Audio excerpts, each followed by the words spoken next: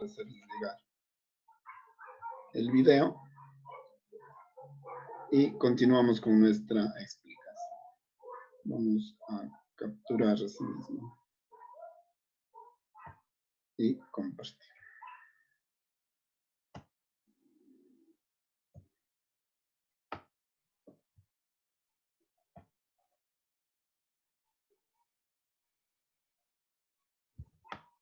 Esa es la conversión.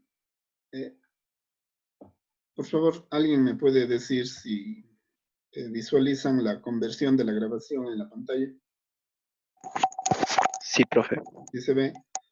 Sí. Ni modo, nos va a tomar aquí un ratito, pero no le puedo detener, eso no se puede ocultar. No le puedo detener porque si no me va a... Oh, espérense a ver si... Ahí le he puesto. Es que esa no se puede ocultar de otra forma. A ver, les decía entonces que vamos ahora a generalizar el procedimiento para que puedan hacer particiones sin limitaciones para n. Sin embargo, es necesario, ojo, ¿no? Verán, las recomendaciones que les doy es para que efectivamente las puedan hacer como parte del estudio que ustedes tienen que procurar sobre la asignatura y sobre las tareas que se envían. Entonces, la recomendación, hagan con n igual a 3, pero luego hagan para n igual 6, n igual 9, n igual 12, que ya está visto, es absolutamente necesario. Solamente haciendo manualmente aquello que luego puede hacer el software, ustedes entienden cómo procede un computador y el software tiene sentido. Caso contrario, lo único que hace es perjudicarles porque creen que la máquina hace magia y obtiene el resultado. Entonces, ese procedimiento, por favor, háganlo. Verán que ya se nos van a complicar las funciones, porque en realidad esto se puede hacer para algebraicas y para cualquier otro tipo de función. Entonces, eso quedaría pendiente. Otra cosa es las limitaciones del n. Les recomiendo que sean proporcionales, eso sí, lo pueden mantener, pero los n se pueden volver ya inmanejables. N suponiendo múltiplo de 3, n igual 72. Entonces, un n igual 72 ya no lo van a poder manejar en procesos manuales. Si bien es cierto, se podría hacer, pero les va a tomar demasiado tiempo. Entonces, allí puede intervenir el software. ¿Y qué pasa cuando n vale más todavía y no tengo software? Entonces, allí tenemos que hacer un proceso en el que empieza a intervenir ya esto de los límites. ¿Cuál sería entonces el límite? A ver, delta x, ¿no? Delta x era delta x sub i. Y ese delta x sub i era x sub i menos x sub i menos 1. Entonces ahora la pregunta es, esto sirve cuando n es contable. Pero ¿qué pasa si n ya no se puede contar? Es decir, n es un valor que está en el infinito. ¿Qué pasa cuando n tiende al infinito? Cuando n tiende al infinito, el x sub i menos 1 tiende al x sub i. Si es que esto es cierto, entonces el delta x sub i, ¿no es cierto?, tenderá ¿a cuánto? A ver, veamos si ya nos vamos conectando. A ver, alguien que se atreva a aplastar su espaciadora y me dice.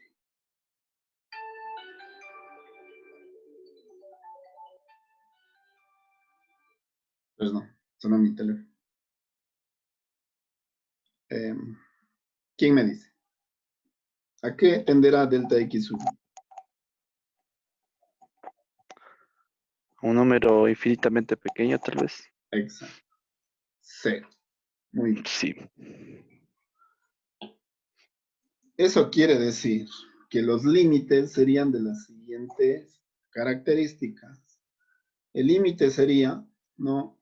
Cuando delta x sub i tiende a 0, que también se podría interpretar lo mismo, diciendo que el límite es cuando n tiende al infinito. Cualquiera de los dos límites son lo mismo.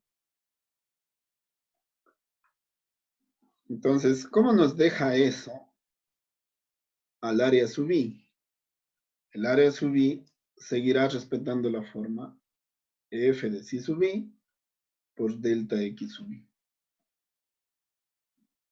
Pero ahora resulta que este valor es sumamente pequeño. Tiende a 0, como acaban de ver. Sin embargo, aunque este se parezca a este, no es este. Es decir, aunque esto tienda a 0, no es 0. Es el mismo concepto de infinito que manejábamos en el cálculo diferencial, si ustedes se fijan. Si es que esto tiende a 0, pero no es 0, entonces podemos empezar a usar el razonamiento de los límites. El razonamiento de los límites, ¿cómo me hacía pensar? ¿A qué me obligaba? ¿No? ¿Se acuerdan del ejemplo de la acequia, ¿no? Que tenía una piedra en medio. Entonces la diferencia, si bien es cierto, en un lado de un terreno que es cruzado por una acequia está muy cerca del otro, hay una gran diferencia entre que yo pise o no pise la acequia, que me mojo o no me mojo. Entonces, si hay una piedra en medio, yo puedo pasar, pero si no hay esa piedra, eso de allí marca, ¿no?, una separación entre un valor y otro. Entonces, aunque esa distancia sea muy pequeña, existe y no se puede obviar. Y además, esa distancia, una acequia, por más que sea muy pequeña, sigue teniendo un punto medio, ¿no? Todo valor que ustedes le puedan acercar a 0, mientras que no llegue a 0, puede obtenerse un punto medio. Es decir, si subí, siempre va a existir. Y si sí subí, siempre va a existir. Eso quiere decir que va a existir una altura. Es decir, un f de psi sub i. Por lo tanto, aunque esté multiplicando un valor cualquiera por un valor infinitamente pequeño, el resultado, aunque sea pequeño, suma. Y si es que ese valor pequeño yo sumo infinitas veces, el resultado va a ser o va a representar algo. ¿Qué será ese algo? A ver. Antes yo decía una suma de 12 valores, de 3 valores, de 6 valores, ¿no? Desde que i valía 1 hasta n. De una altura cualquiera, o de un rectángulo cualquiera, multiplicado por una base cualquiera. Pero como todas las bases valían lo mismo, entonces esa base pues vale igual para cualquier rectángulo sub i que yo elija. Estoy suponiendo que estoy trabajando con una partición cualquiera y esta perfectamente puede servir. Yo sé que aquí específicamente es la 9, ¿no? Pero basta que sea una partición intermedia, el mismo razonamiento sirve para poder plantear esto. Esto ya hicimos, de hecho, ¿no? Dejamos apuntado aquí, ¿se acuerdan?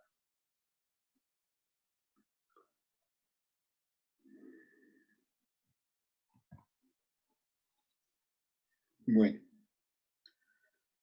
Ahora, esto de aquí le vamos a transformar con este concepto. ¿Cómo? Haciendo un límite.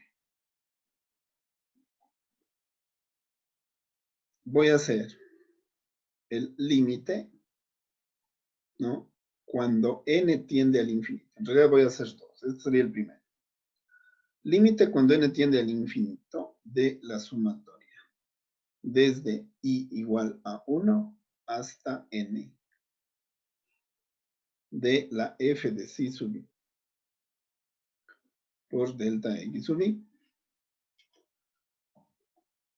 Esto hace que el n se vuelva manejable aunque esté en el infinito. Es decir, voy a sumar una cantidad infinita de sumandos. Es decir, este será A1. A ver, ¿qué sería entonces? Voy a ponerle aquí. Esto sería A1, porque el primer y sería 1. Más A2, más A sub i menos 1, más A sub i, más A sub n menos 1, más A sub n. Pero ¿en dónde va a estar ese A sub n? Según esto, ese A sub n va a estar en infinito. Por lo tanto, dentro van a haber infinito número de sumandos. Es una forma de colocar el límite. Otra forma de colocar el límite sería, como ustedes acaban de ver, ¿no? Sería el límite con delta x sub i tendiendo a 0. De la suma desde i igual a 1 hasta el valor de n, pero como aquí ya no está n, el n toma el valor de infinito. Fíjense, ahí cambia, ¿no? En lugar de poner n, pongo infinito. Porque esta partición, cuando tiende a 0, el i va desde 1 hasta un valor infinito. De lo mismo. De f de psi sub i del t. La pregunta es, ¿cuál cojo? ¿El de arriba o el de abajo? La respuesta es ninguno de los dos, sino uno que represente lo mismo, con un código que vamos a establecer ahora para manejarlo siempre de la misma forma. Ustedes vieron que esto de aquí surge de una partición. Este es un ejemplo de una partición. La partición más general que hicimos fue esta de aquí.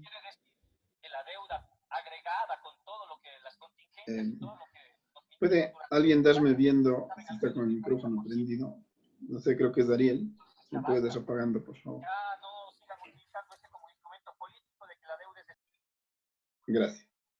Siendo así, entonces tenemos que esta partición es general y estas representaciones sirven para esa partición, pero yo voy a establecer este código. Es un límite, ¿no? Y la partición la voy a establecer como un delta. Un delta que tendrá que ser un valor positivo y que deberá cumplir, ¿no? Es esto que se ha establecido de que tiene que ser una norma, ¿no? Esto de aquí significa norma, este signo, ¿no? Que es doble módulo, sería o doble valor absoluto, podría entenderse, ¿no? A eso de aquí le voy a denominar la norma de la partición.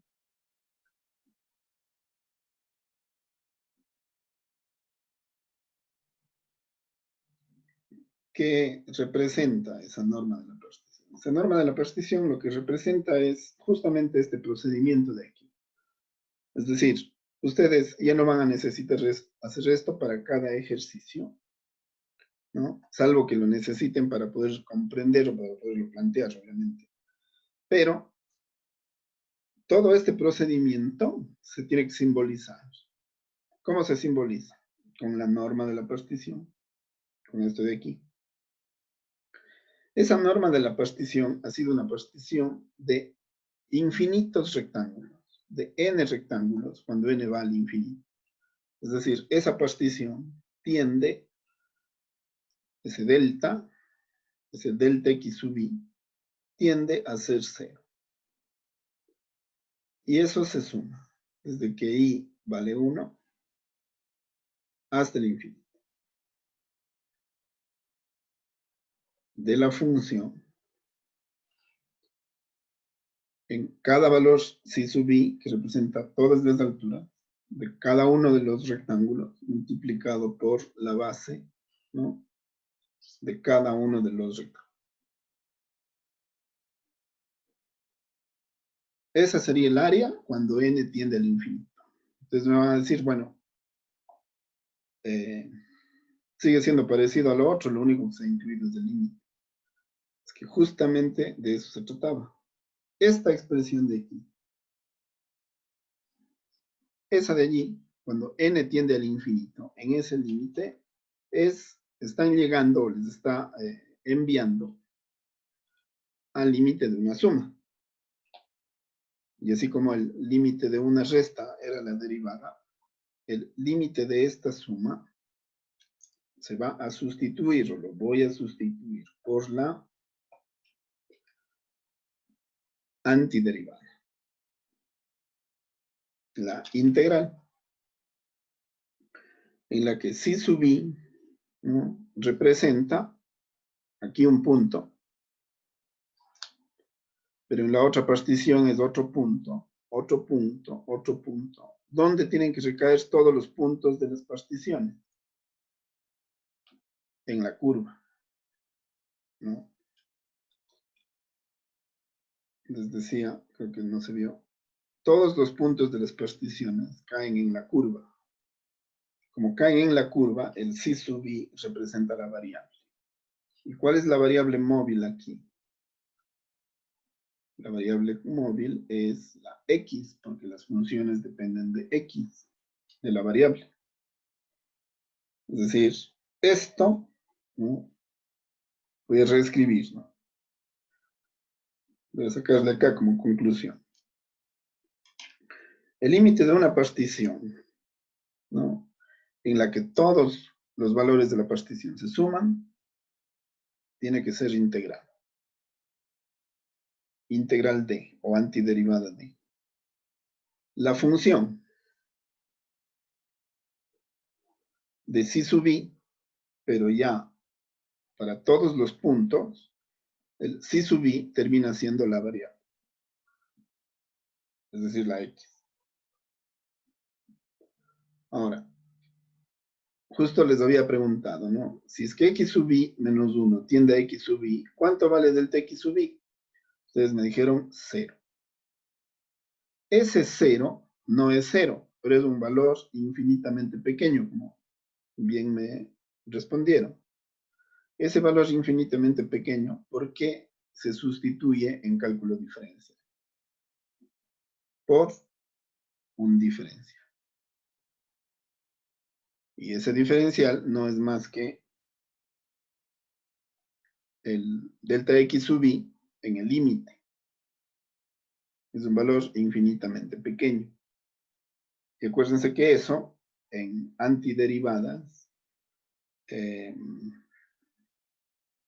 indefinidas, digamos, es el operador de la integral. Es decir, se convierte en el operador de la integral definida. Pero, obviamente, la integral definida ya no es integral indefinida. Por lo tanto, ¿cuál es la diferencia entre las dos?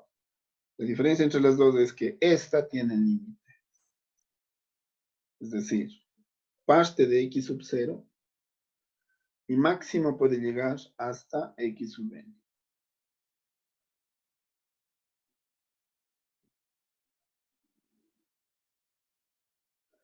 X sub 0 es el punto de partida, lo voy a llamar A. Y x sub n es el punto de llegada, le voy a llamar B. Resumiendo, ¿cuánto vale el área bajo una región? O sea, aquí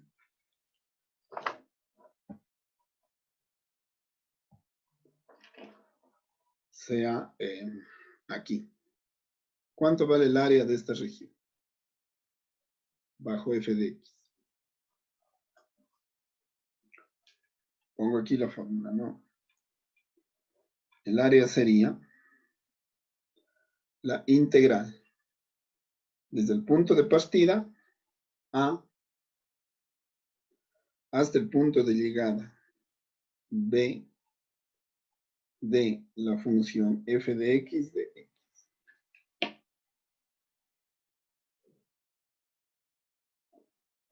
¿Cómo se evalúa esto? Esto se evalúa, ¿no?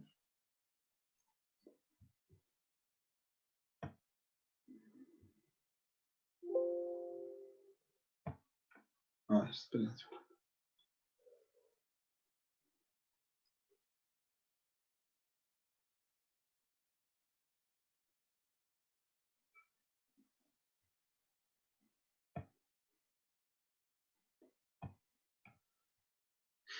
Perdí la imagen, espérense un segundo.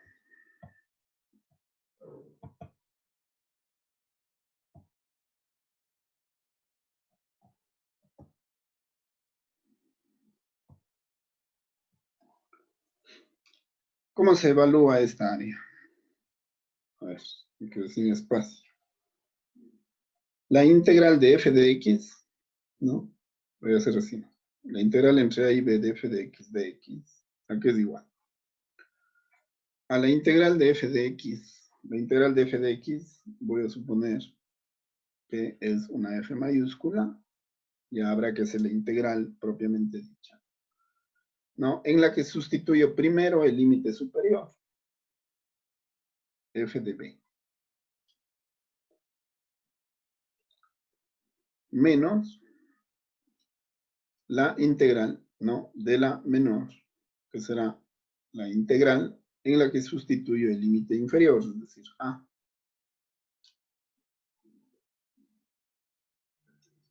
A la integral de esta de aquí tengo que añadirle una constante. Y luego tengo que restar la misma constante, porque es la integral de la misma función. Por lo tanto, las constantes se eliminan. Y esta de aquí sería la fórmula de evaluación.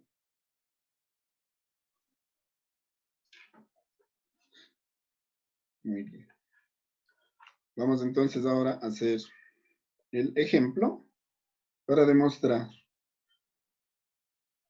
cuando n es contable y cuando n es infinito. Vamos a hacer un ejemplo para relacionar estas dos y darle sentido a esto que acabamos de explicar, pero la demostración queda aquí a constancia. Y como estamos grabando, pues lo pueden ver las veces que necesiten. Muy bien. Profe, ¿y esos videos dónde los podemos encontrar? Les mando siempre al grupo, pero les voy a dejar los enlaces en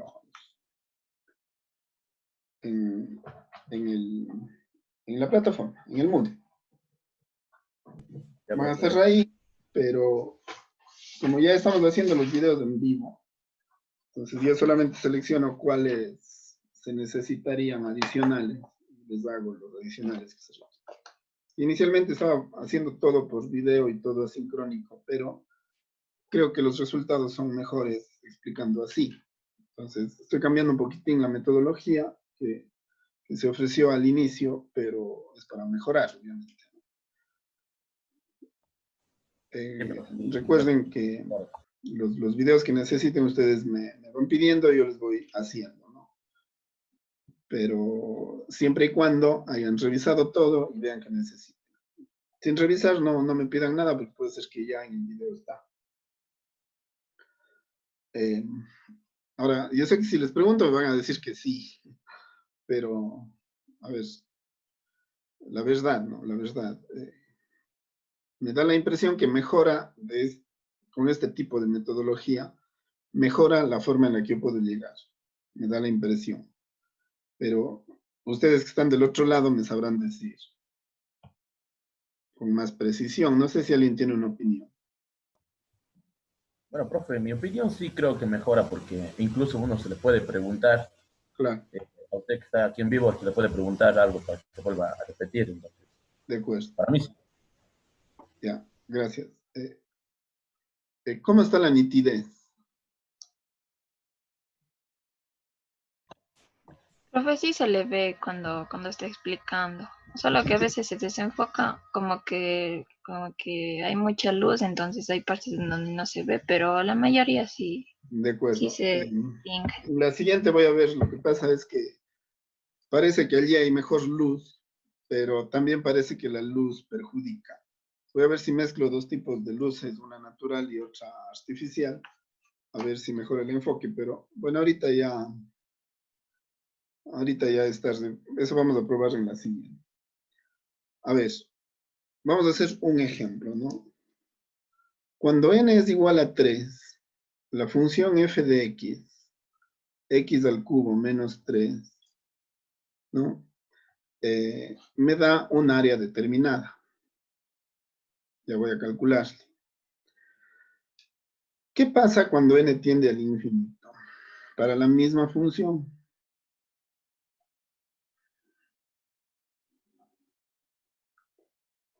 ¿Cuál es la diferencia entre las dos áreas? La diferencia entre las dos áreas es que esta de aquí es aproximada, La última es más exacta. mientras que la otra es exacta. Exacto. O sea, no hay que se perdió un decimal, nada, ya. Esa es el área bajo la curva. Entonces, fíjense cómo haríamos, ¿no? Veamos que nos dé el tiempo. Ya, lo que ya saben, ya pongo rapidito, ¿no? Entonces, ustedes aquí hacían una partición de 3 y decían, muy bien, entonces, más o menos sale así. Estas tres áreas, ¿no? El área era igual al área 1 más el área 2 más el área 3. No voy a hacer de nuevo, ya lo hicieron. Esto de aquí sumaba, a ver, si no estoy mal, era 0,5 al cubo. Chicos, ¿sí están con calculadora? Sí, yo sí. Ya, por favor, sería ideal que todos tengan, porque si no nos demoramos más tiempo del normal. Les restamos 3, ¿no? Ojo que este valor les va a salir negativo, así que le ponen módulo, ¿cierto? Más el siguiente que es 1,5 al cubo menos 3 más 2,5 al cubo menos 3. Ya. Entonces, esa área, ahorita denme calculando y díganme cuánto sale. El otro procedimiento sería el área de esta región completa.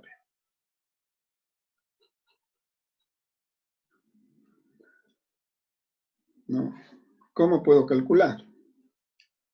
El área de esta región completa, suponiendo que este es un valor psi sub i, suponiendo que este es x sub i menos 1 y este es x sub i, va a ser igual al límite con la partición tendiendo a 0 de la sumatoria desde que i es 1 hasta infinito. Que ahora n vale infinito. De la función, ¿no? De la f de psi sub i por la delta x sub i. ¿En qué se convierte? Esto de aquí es el límite de una suma en infinito. El límite de una suma en infinito se va a definir como la integral. Es decir, ya tenemos una representación de la integral. Antes la integral era solo una operación contraria a la derivada, no era más. Ahora la integral ya toma forma propia. Termina siendo el límite de una suma. ¿Se acuerdan, no? Antes yo decía, fíjense que es lo mismo, antes decía límite con delta x tendiendo a 0 de f de x más delta x menos f de x sobre delta x es el límite de una resta, ¿no? Cuyo valor se parece, pero no es igual a este. O sea, esto es muy pequeño, pero es distinto de este. Este cociente, ¿cuánto da? 0 sobre 0. Eso era una indeterminación, pero resulta que demostramos que este límite no era más que la derivada con respecto a x de la función. Entonces ahora el límite de esta suma termina siendo la antioperación de esto. Es decir, el límite de esta suma es ahora la integral, la antiderivada de. ¿De qué? De la función multiplicado por el diferencial, que es el delta x tendiendo a 0. ¿Entre qué y qué? Entre a y b. Y eso ya traducido acá, ¿qué sería? Sería la integral desde 0, ¿no? Porque a sería el x sub 0, hasta el x sub n, que es ¿cuánto? 3, de 0 a 3, de la función. ¿Y cuánto valía la función? La función era esta, x al cubo menos 3. Todo esto de x. Y acá es igual. Según la fórmula que les puse hace un rato, no es más que la integral de esta, es decir, x a la cuarta. La integral de x al cubo es x a la cuarta sobre 4. Menos la integral de 3 de x es 3x, ¿no? En la que tengo que sustituir el límite superior menos el límite inferior. F de b menos f de a. Es decir, entre 0 y 3, o entre 3 y 0. Bueno, obviamente el mayor va a ir. ¿Cuál sería entonces f de b? F mayúscula de b. Sería 3 a la cuarta sobre 4. Menos 3, ¿no es cierto? Por x que vale 3. X, aquí le sustituí por el valor superior.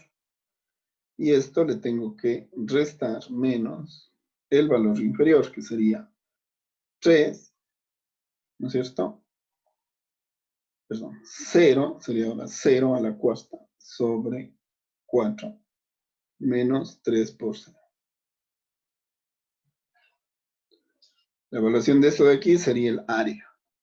Ahora, ojo, cuando ustedes tienen, y de una vez sirvan, ¿no? Cuando ustedes tienen una sola expresión, esto de aquí y esto de aquí, en realidad, aquí les va a coger como una sola suma, pero están sumando un negativo a un positivo, y esto en lugar de estar sumando, en realidad está restando. Entonces tengan la precaución de que este proceso puede hacerse siempre y cuando todo sea positivo.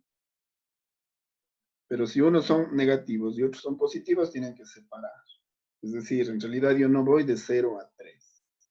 Yo voy de 0 hasta donde choque aquí, sería una integral, y la otra sería desde aquí hasta donde choque acá. ¿En dónde choca? Choca en el valor cuando x al cubo menos 3 es igual a 0, es decir, cuando x es igual a la raíz cúbica de 3. En realidad esto, ¿no?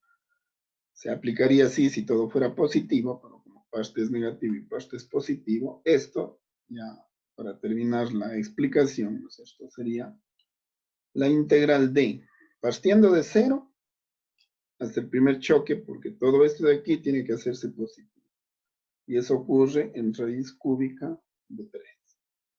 La misma función. Más, y esto obviamente va a salir negativo, ¿no? Entonces, cuando ya resuelvan, sabrán que tienen que hacerle positivo. Más la integral ya desde aquí hasta donde termina, es decir, de la raíz cúbica de 3 hasta donde termina, que es 3, de la misma, ¿no? X al cubo menos 3 de X. Esta es el área que está aquí. Entonces, tarea 5, ¿no? Primero, calcular, ¿no? Y comparar las áreas bajo f de x igual x al cubo menos 3, ¿no? Para n igual 3 y n igual infinito. Es decir, calculen esto, háganle positivo, y súmenle esto. Sustituyan, hagan, y comparen el área que obtienen de aquí con el área que obtienen de acá. Y vean qué tan parecidos son. Esta es aproximada, mientras que esta de acá es exacta. Tarea 5, ¿no? Primer ejercicio. Estamos terminando, ¿no? Si tienen alguna pregunta, les estoy escuchando. Segundo ejercicio. Hagan la integral. Estoy relacionando áreas bajo superficies con esta nueva integral que se llama integral definida.